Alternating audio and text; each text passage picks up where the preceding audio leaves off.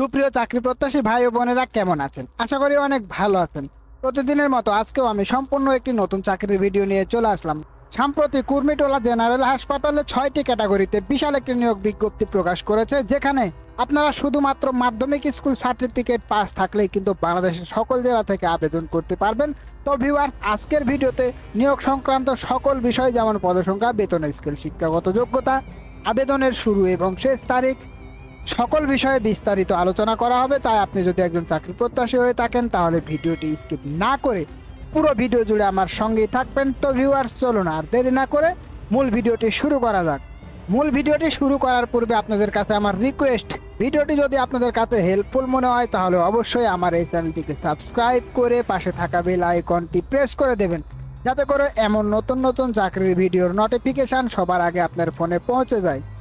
স্ক্রিনে যেমনটি আপনারা দেখতে পাচ্ছেন, গণপ্রজাতন্ত্রী বাংলাদেশ সরকার পরিচালক এর কার্যালয়, কুর্মিটোলা জেনারেল হাসপাতাল। এখানে দেখতে পাচ্ছেন নিয়োগ বিজ্ঞপ্তি, স্বাস্থ্য ও পরিবার কল্যাণ মন্ত্রণালয়, স্বাস্থ্য সেবা বিভাগ, প্রশাসন 1 শাখার স্মারক নাম্বার এখানে দেওয়া আছে এবং তারিখ হচ্ছে 3/3/2024 ইং মূলে প্রাপ্ত ছাড়পত্র মোতাবেক কুর্মিটোলা জেনারেল হাসপাতালের অস্থায়ী রাজস্ব খাতভুক্ত 11 হতে 20তম গ্রেডে পূর্বোত্তম 13 এবং 4র্থ শ্রেণী নিম্নবর্ণিত শূন্য পদে অস্থায়ী ভিত্তিতে নিয়োগের লক্ষ্যে প্রকৃত বাংলাদেশি নাগরিকদের নিকট হতে নিম্নবর্ণিত শর্ত সাপেক্ষে এই যে এই ওয়েবসাইট অ্যাড্রেসটি দেওয়া আছে, এই ওয়েবসাইটের মাধ্যমে অনলাইনে দরখাস্ত আহ্বান করা যাচ্ছে। অনলাইন ব্যতীত অন্য কোনো মাধ্যমে আবেদন গ্রহণ করা যাবে না। তো ভিউয়ার্স, এখানে আপনারা শুধুমাত্র অনলাইনে আবেদন করতে পারবেন, অনলাইন ব্যতীত অন্য কোনো মাধ্যম কিন্তু এখানে গ্রহণযোগ্য হবে না। তো এখানে দেখতে পাচ্ছেন ক্যাটাগরি অনুযায়ী পদসংখ্যা রয়েছে এবং শিক্ষাগত যোগ্যতা এবং কোন কোন জেলা থেকে আবেদন করতে পারবেন, এবং এখানে দেখতে পাচ্ছেন আবেদনের যে রেসপন্সিবিলিটিগুলো দেওয়া আছে সকল বিষয় আমি সুন্দরভাবে উপস্থাপন করার চেষ্টা করব। অবশ্যই আপনারা ভিডিওটি একটু ধৈর্য সহকারে দেখতে থাকুন। তো এখানে দেখতে পাচ্ছেন প্রথম যে পদটি রয়েছে 60 মুদ্রাক্ষরিক কাম কম্পিউটার অপারেটর। এখানে আপনাকে সর্বসাকুল্যে বেতন দেওয়া হবে 24,680 টাকা। পদসংখ্যা হচ্ছে একটি। শিক্ষাগত যোগ্যতা কোনো স্বীকৃত বোর্ড হতে স্নাতক বা সমমানের পরীক্ষায় উত্তীর্ণ থাকতে হবে। এখানে অবশ্যই আপনাকে কম্পিউটার চালনায় পারদর্শী হতে হবে। 2 নাম্বার যে পদটি রয়েছে দেখতে পাচ্ছেন ডাটা এন্ট্রি অপারেটর। এখানেও আপনাকে বেতন দেওয়া হবে সর্বসাকুল্যে 24,680 টাকা পর্যন্ত। এখানে পদসংখ্যা হচ্ছে একটি।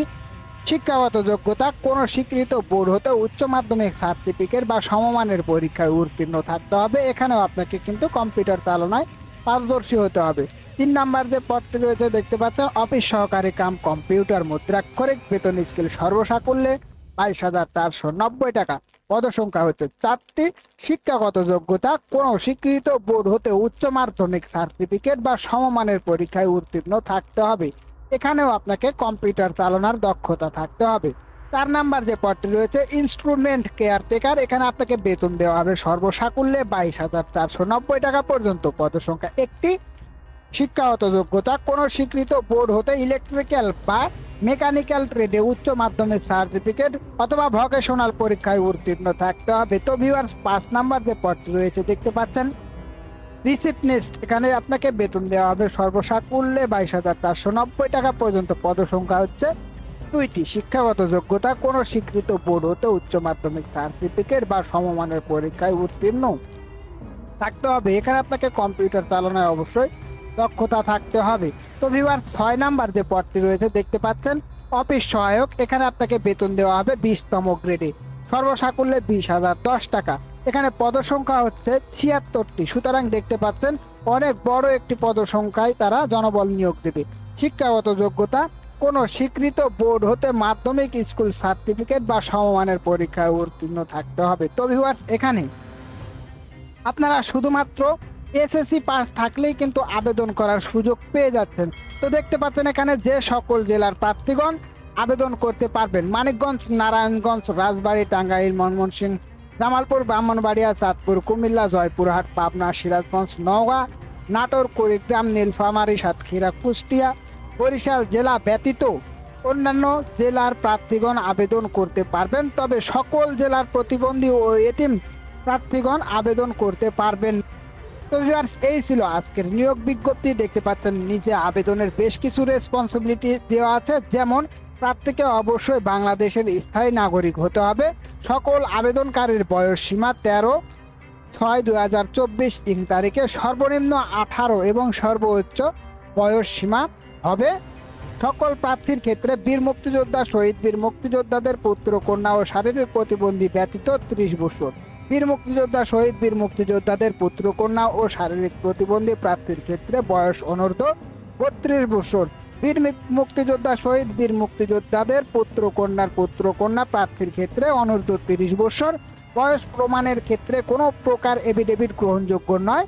নিয়োগের ক্ষেত্রে দেখতে পাচ্ছেন বয়স সংক্রান্ত সরকারের বিদ্যমান বিধিবিধান এবং পরবর্তী এ সংক্রান্ত বিধিবিধান সংশোধন হলে তা অনুসরণ করা হবে। তো ভিউয়ার্স, এখানে কিন্তু অনেক রেসপন্সিবিলিটি দেওয়া আছে, আসলে সবগুলো বলা সম্ভব হচ্ছে না, আমি স্ক্রল করে দিচ্ছি, আপনাদের প্রয়োজন অনুযায়ী অবশ্যই ভিডিওটি পাস করে করে দেখে নেবেন। তো এখানে দেখতে পাচ্ছেন অনলাইনে আবেদনের সময়সীমা, অনলাইনে আবেদনপত্র পূরণ ও আবেদন ফি জমা দানের শুরুর তারিখ ও সময় 16/5/2024 খ্রিস্টাব্দ সকাল 10 ঘটিকা থেকে। সুতরাং এখানে কিন্তু 16 মে থেকে আবেদন শুরু হয়ে যাবে এবং আবেদন কার্যক্রম চলবে। অনলাইনে আবেদনপত্র জমা দানের শেষ তারিখ ও সময় 13/6/2024 খ্রিস্টাব্দ বিকেল 5 ঘটিকা পর্যন্ত। উক্ত সময়সীমার মধ্যে ইউজার আইডি প্রাপ্ত প্রার্থীগণ অনলাইনে আবেদনপত্র সাবমিট এর সময় থেকে পরবর্তী 72 ঘন্টার মধ্যে SMS এর মাধ্যমে আবেদন ফি জমা দিতে পারবেন। তো ভিউয়ার্স, এখানে লম্বা একটা সময় কিন্তু আপনারা আবেদনের জন্য পেয়ে যাচ্ছেন। তো আপনাদের উদ্দেশ্যে বলে রাখি, এখানে কিন্তু শুধু আবেদন করলেই চলবে না, আপনাদের আবেদনের সঙ্গে সঙ্গে কিন্তু পরীক্ষার যে ফিটি রয়েছে সেটিও প্রদান করতে হবে। পরীক্ষার ফি প্রদান না করা পর্যন্ত তারা কোনোভাবে আবেদনপত্র গ্রহণ করবে না।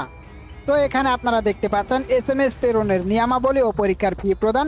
এখানে অনেকগুলো তথ্য দেওয়া আছে, আসলে সবগুলো বলা সম্ভব না, আপনারা অবশ্যই নিজ দায়িত্বে দেখে নেবেন।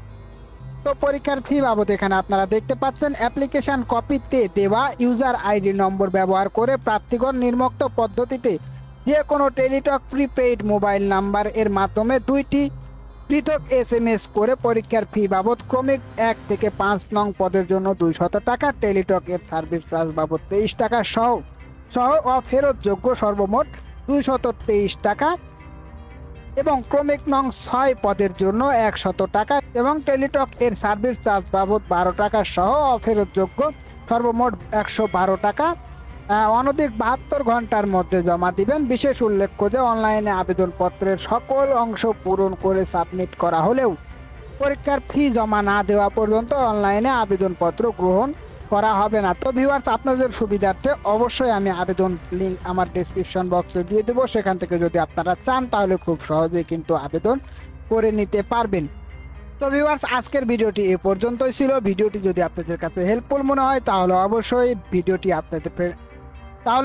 ভিডিওটি আপনাদের ফ্রেন্ডসদের কাছে শেয়ার করে তাদেরকেও দেখার সুযোগ করে দেবেন।